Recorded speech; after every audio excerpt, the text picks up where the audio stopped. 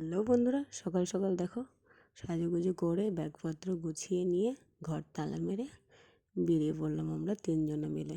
বর্মশাই আজকে একটু লেটে যাবে আর আমরা তিনজন আগে আগে বেরিয়ে পড়ছি।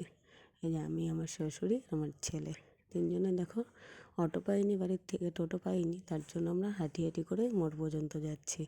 আর মোড়ে এসে প্রায় আধা ঘন্টার উপরে আমরা দাঁড়িয়ে আছি, কিন্তু আমরা অটো কিছুই পাইনি, বাস টাস অনেক লেট করে তারপরে পেয়েছি একটা অটো, যেটার মধ্যে আমরা পিছনে সিট পেয়েছি, তার মধ্যে বসে পড়েছি। আর যেতে যেতে দেখো ছেলে আমার ঘুমিয়ে পড়েছিল। মোড়ের মধ্যে এসে দেখি একটা টোটো রয়েছে, তাতে বসে পড়লাম। বাড়ি পর্যন্ত যাওয়ার জন্য হেঁটে আর যাবো না, তাই দেখো সেই টোটোতে বসে পড়েছি। এসে দেখি এনারা দুই বউ মিলে রান্নাবান্না করছে।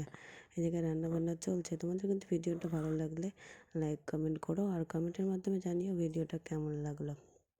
এই যে এনারা রান্নাবান্না চলছে এই জায়গায়, আর আমিও একটু ঘুরে ঘুরে চারদিকটা দেখছিলাম। অনেক দিন পরে এসেছি বাবার বাড়িতে, তাই চারটা একটু ঘুরে দেখছিলাম, খুবই ভালো লাগছিলো।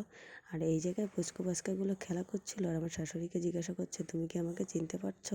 আমার দাদার ছেলে জিজ্ঞাসা করছে। আমার তা শুনে আমার শাশুড়ি হাসছে।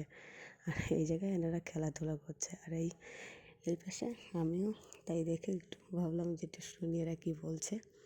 আর এই যে এই জায়গায় আমার মা আর দাদা মুরগি সাফ করছে। চলো ভিডিওটা